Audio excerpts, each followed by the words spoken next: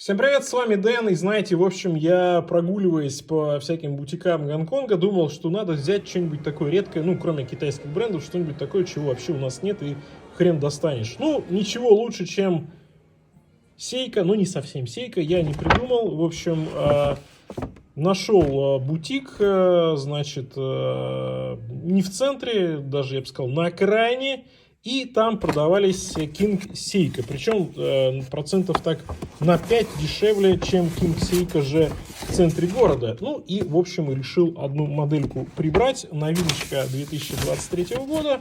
Ну и, собственно, что тут у нас получилось? 11 730 гонконгских долларов со скидосиком, весьма приятненьким скидосиком. А я вам говорил, что на Seiko очень даже неплохие дисконты в Гонконге. Ну и тут мне вот подарили еще вот такую, значит, вот какую-то хреновину. Не знаю, что это такое. Сумочку. На рынок ходить Seiko. Ну, в хозяйстве пригодится. И вот такой вот буклетик там в комплекте. А здесь тряпонька. Ну, тоже в хозяйстве пригодится. В общем, Seiko это такие часы, знаете ли, для хозяйственных. Ну, что такое, как я там вам сказал, значит, 11 730 гонконгских долларов. Вот, в американских долларах это 1500, и я бы сказал, что это прям чуть ли не на 500 баксов ниже, чем ритейл на эту модель. И вот это прям красотулечка. Я, конечно же, просто не мог, что называется, не взять. Тем более King Seiko у нас вообще, ну, просто даже посмотреть негде, не говоря о том, чтобы примерить. Так, значит, здесь инструкция, ну, все стандартно для Seiko. И вот что интересно, я, кстати говоря, никогда до этого времени не держал в руках King Seiko. Ну, кроме того, что вот попримерял их в Гонконге. Прикольно. Чехольчик такой. Сказал бы, да, какой-то чехольчик для китайского ноутбука. Так, кстати, как travel case, это круто. Здесь что у нас есть? Здесь молния. Можно что, монетки брать? Или какие-нибудь запчасти для ремешка? Ну, кстати, все внутри гладенько. Здесь тоже. Ну, прикольно, кстати. Вот это вот неплохой travel кейс, реально, вот, что называется, будет полезно. Ну, и, собственно, вот они. Вот она моделечка. Зелененькая такая с эффектом солнечных лучей. SBP373J1. Ну, это у нас King Seiko, сделано в Японии. И тут самое время как раз нужно сказать про суббренд King Seiko. Ну, вы все знаете про Grand Seiko, все знаете, естественно, про Seiko. А вот некогда, много лет назад, суббренды Grand Seiko и King Seiko, творение разных фабрик Дайни и Сува Сейкоша, они конкурировали за признание, да, со стороны покупателей. И в итоге, как вы знаете, King Seiko проиграла. И король отправился в забвение, да, оказалось навсегда, но Seiko в 2022 году, как раз когда было очень большое количество разных крупных юбилеев марки, и подзабытый многими бренды был возрожден в виде исторической лимитки. И статус ему определили аккурат между Grand Seiko и обычными Seiko'ми. По отделке King Seiko должен примерно соответствовать Grand Seiko, хотя нигде не заявлено, что там отделка Заратсу, но мы с вами сейчас с этим делом разберемся, мне самому очень интересно. Но, как вы понимаете, с более простыми механизмами. И именно поэтому как раз и по цене King Seiko, ну, достаточно сильно дешевле, чем Grand Seiko. Ну, если мы говорим кроме лимиток, потому что в лимитках они могут там немножко посложнее механизм добавить, но у Seiko, в общем, там все сложно. Короче, King Seiko это не совсем Grand. В 2022 году коллекция King Seiko была официально перезапущена и представлено сразу 5 новых и, что главное, серийных и более доступных моделей в диаметре 37 мм, а в 2023 году линейку дополнили более крупными версиями, как раз таки 39 мм, добавив механизм чуть увеличенным запасом хода. Ну, как увеличенным? С 70 часов до 72 часов, что позволило написать на циферблате 3 дня, трое суток, потому что 72 часа. По большой части, да, дизайн новинок схож с предыдущими моделями, но они имеют более широкие ушки, безель с матовой поверхностью уже идет. и полированные акценты по бокам. Ну и вот такие вот увеличивающиеся габариты позволили добавить еще и окошко даты, которое для многих необходимо.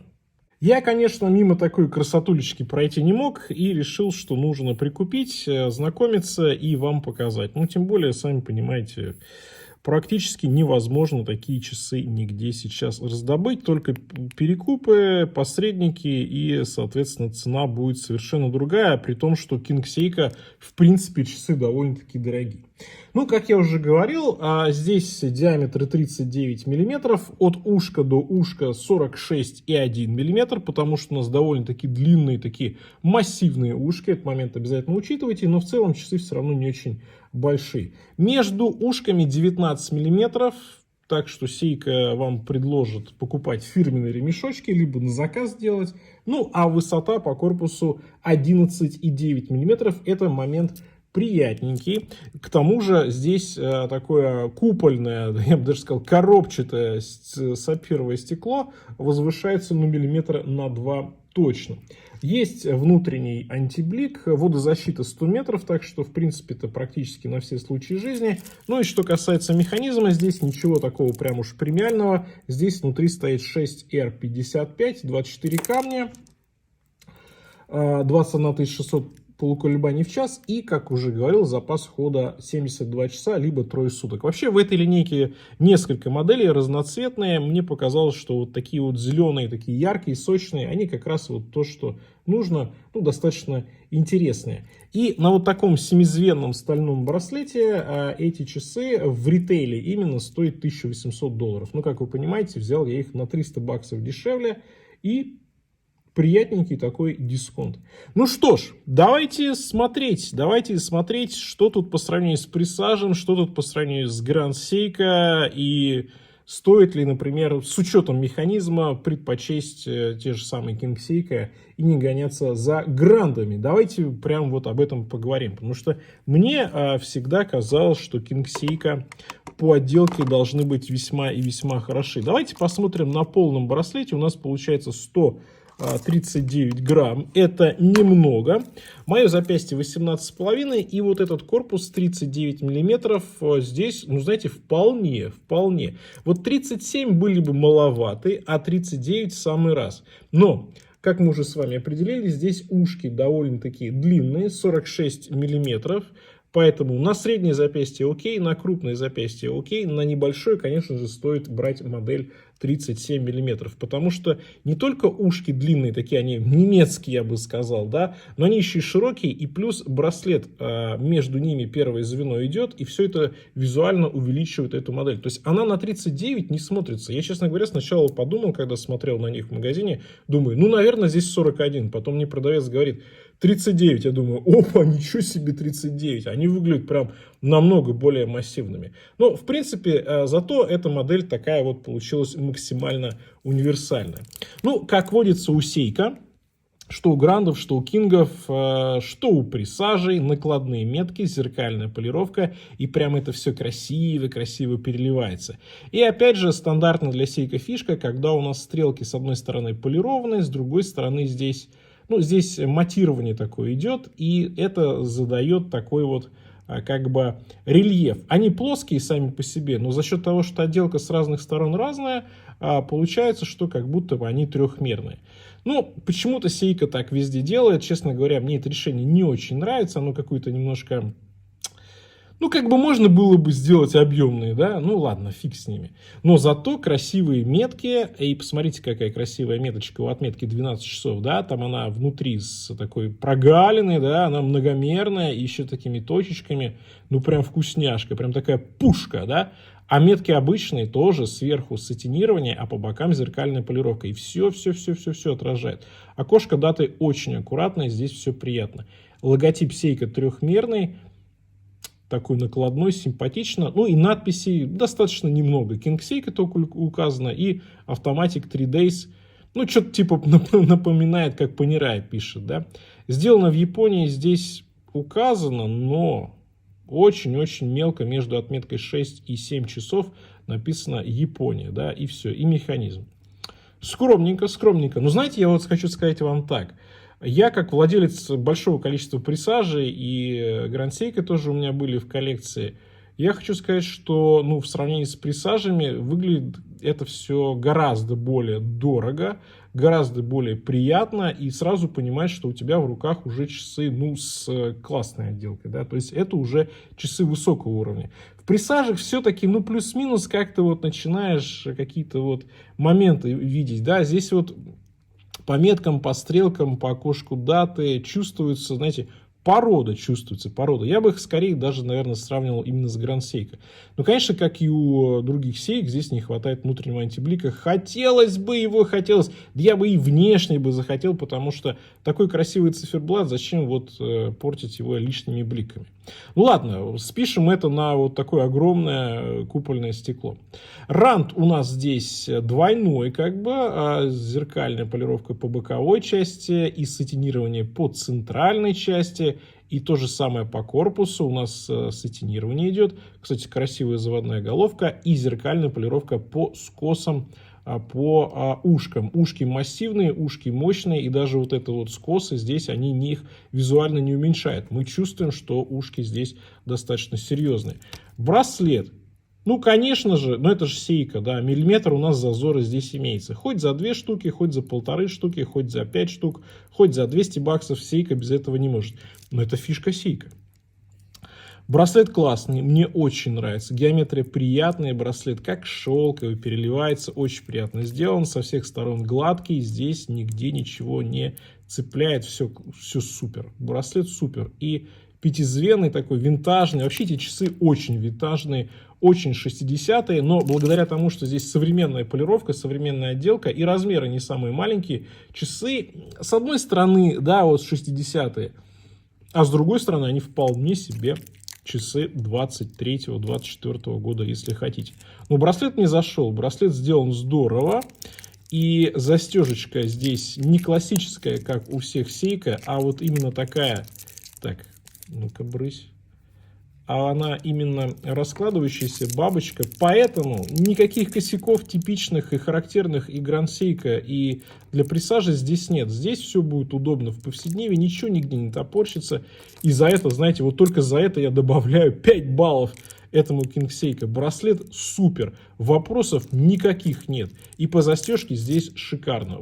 Этим они разрывают любые Grand Seiko, у которых застежка, как вы знаете, да, которая топорщится на несколько миллиметров и там дырки торчат. Здесь круто. Системы быстрой замены нет, но мы от этого их и не ждали. Задняя крышка приятная, такая объемная. Тут логотипчик King Seiko. Слушайте, неплохо. Неплохо. По браслету прям плюс. По циферблату мне тоже нравится. И я могу сказать, что те немногие полированные части, а у Grand Seiko всегда больше полированных частей, они такие резкие, прямые, на них проще делать зеркальную полировку, как европейцы называют черное зеркало, и поэтому они всегда переливаются, блестят, там все красотулечка, и кажется, что это отделка внеземная просто, да, это обычная зеркальная отделка, да.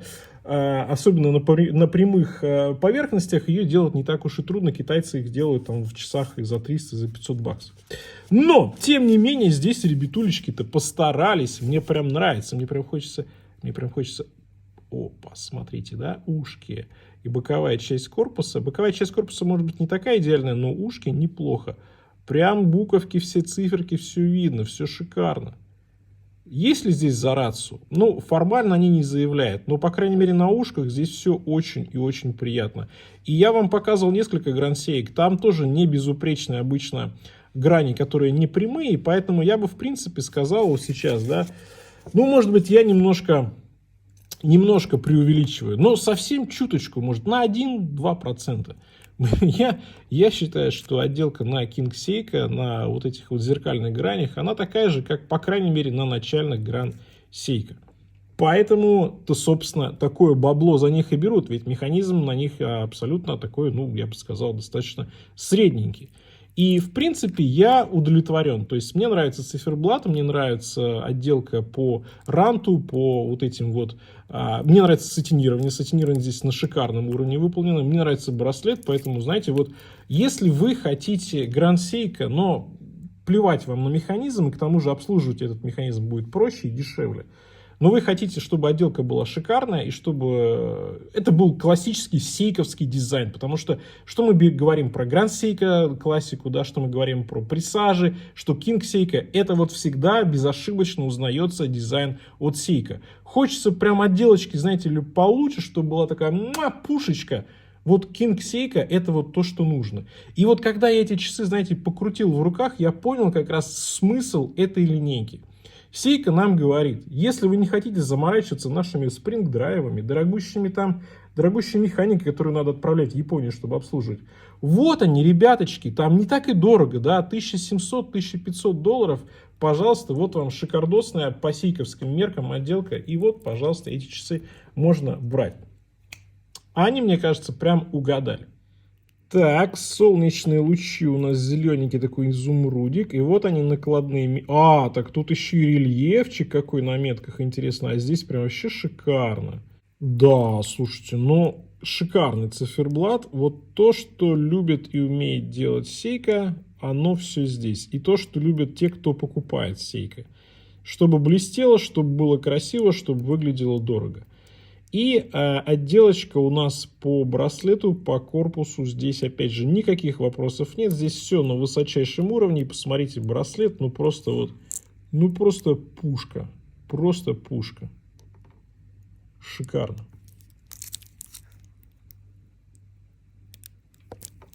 Ну, вкуснятинка от Seiko. Ну что же я вам скажу по итогам. Я не очень понимал смысл этой линейки. Вот сейчас я его понял. Я вам его объяснил как раз до того, как мы смотрели макро. Это как раз для любителей отделки классной в стиле вот Zaratsu от Seiko. Поэтому часы шикарные, дизайн, винтаж, браслет, циферблат. Здесь все просто на высочайшем уровне. И с этой точки зрения, знаете, вот эти вот 1500, там $1800, которые Seiko просит, вы скажете, ну там механизм не самый навороченный. Ну ладно, давайте посмотрим, что там предлагают швейцарские конкуренты в этой ценовой категории до $2000. Да там будет такая же селита внутри стоять, собственно, и все. И отделка будет гораздо хуже, чем у этих Seiko. Да, можно придраться к тому, что зазор между ушками и браслетом 1 мм. Ну и все. И все. Все остальное просто персик. Поэтому Seiko, блин, вот прям реально лайк за эти часы. Я проникся King Seiko. Проникся. Раньше я думал, что, блин, ну какая-то хрень. А сейчас я думаю, неплохо, неплохо. На этом у меня все. Всем пока. С вами был Дэн. Увидимся.